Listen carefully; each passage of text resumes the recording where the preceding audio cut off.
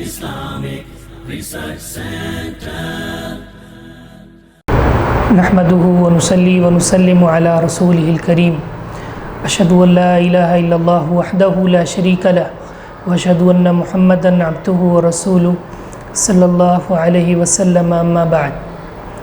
محترم سامعین و ناظرین، اللہ رب العزت کی محبت کو پانے کے لیے، اللہ رب العزت کے قرب کو حاصل کرنے کے لیے، اللہ رب العزت کے نام پر جانور کو ذبح کرنا، اس کو قربانی کہتے ہیں.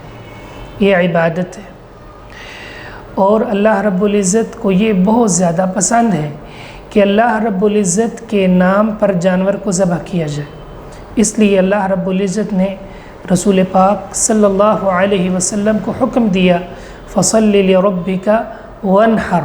پیارے نبی، آپ نماز بھی پڑھیں اور قربانی بھی کریں. تو جانور کو اللہ رب العزت کے نام پر ذبح کرنا یہ اللہ کو بہت پسند ہے. یہ قربانی ہے، یہ عبادت. اب اللہ رب العزت کو یہ پسند ہے کہ اس کے نام پر جانور کو ذبح کیا جائے. تو اب اس نعمت کا تقاضا بھی یہ ہے کہ اللہ رب العزت کے نام پر جس جانور کو ذبح کیا جائے، اس جانور کے گوشت کو اللہ کے لیے تقسیم کیا جائے. اسے خود بھی کھایا جا سکتا ہے، دوسروں کو بھی کھلانا چاہیے. اللہ رب العزت نے قرآن مجید میں ارشاد فرمایا کہ فَكُلُوا مِنْهَا وَأَطْعِمُوا الْبَائِسَ الْفَقِيرَ. قربانی کا گوشت خود بھی کھاؤ اور تنگ دست اور فقراء کو بھی کھلاؤ. یعنی خود بھی کھانا ہے، خود بھی اس سے مستفید ہونا ہے اور دوسروں کو بھی کھلانا ہے، اور بالخصوص فقراء اور مساکین کو کھلانا ہے. دوسرے مقام پر اللہ رب العزت ارشاد فرماتے ہیں کہ خود بھی کھاؤ، وَأَطْعِمُوا الْقَانِعَ وَالْمُعْتَرَ. اور قانے کو بھی کھلاؤ اور معتر کو بھی کھلاؤ.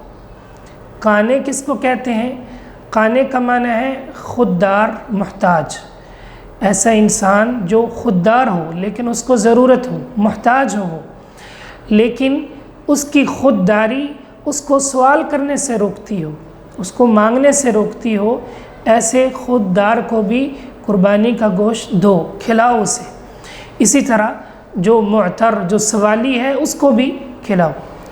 تو انسان کو چاہیے کہ خود بھی کھائے اور جو خوددار اور محتاج لوگ ہیں انہیں بھی کھلائے. اور انسان کو چاہیے غور کرے، کتنے ایسے لوگ ہوتے ہیں جو سفید پوش ہوتے ہیں، بظاہر ایسے لگتا ہے کہ جیسے یہ بہت مالدار ہیں، وہ کسی سے مانگتے نہیں، سوال نہیں کرتے، حالانکہ انہوں کو ضرورت ہوتی ہے. ایسے لوگوں کو خوددار، محتاج کہتے ہیں. تو ان کو ڈھونڈنا چاہیے اور انہیں دینا چاہیے، ان کے ساتھ تعاون کرنا چاہیے. امام ابن کثیر رحمہ اللہ نے تفسیر ابن کثیر میں اس آیت کے تحت لکھا ہے کہ اس آیت سے بعض اہل علم کا استدلال ہے کہ قربانی کے گوشت کے 3 حصے کیے جا سکتے ہیں. ایک حصہ انسان اپنے لیے رکھ لے، اس کو استعمال میں لائے، کھائے. دوسرا حصہ اپنے جو رشتہ دار ہیں، عزیز و اقارب ہیں، ان میں تقسیم کرے. اور تیسرا حصہ جو ہے وہ فقراء کو دے، فقراء میں تقسیم کر دے. امام ابن کثیر رحمہ اللہ نے یہ بات تفسیر ابن کثیر میں لکھی ہے. تو 3 حصے بنانا ضروری نہیں ہے، اور یہ بھی ضروری نہیں کہ وہ برابر ہوں. آپ کو جتنی اللہ نے استطاعت دی ہے آپ دیں. اپنے لیے رکھ لیں، مساکین کو دیں، اپنے رشتہ داروں کو دیں، ان کو زیادہ دے دیں، خود کم رکھ لیں، خود بھی کھائیں، دوسروں کو بھی کھلائیں.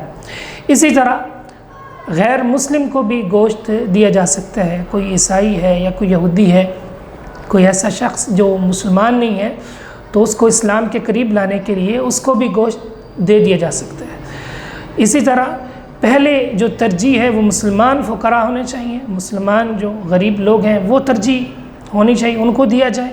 اس کے ساتھ ساتھ اگر محلے میں کوئی غیر مسلم فقیر ہے، غریب ہے، تو اس کو بھی انسان گوشت دے سکتا ہے. درست ہے، جائز ہے.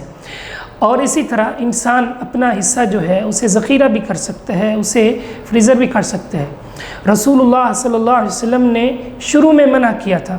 جب مہاجرین ہجرت کر کے مدینہ آئے تو آپ نے فرمایا کہ کوئی بھی شخص 3 دن سے زیادہ گوشت نہ رکھے، لوگوں میں تقسیم کرے، مہاجرین کو دے.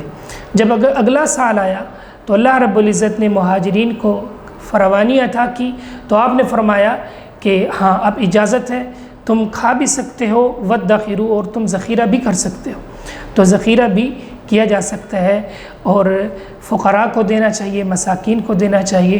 اللہ رب العزت سے دعا ہے کہ وہ ہمیں کتاب و سنت پر عمل پیرا ہونے کی توفیق عطا فرمائے، آمین یا رب العالمین۔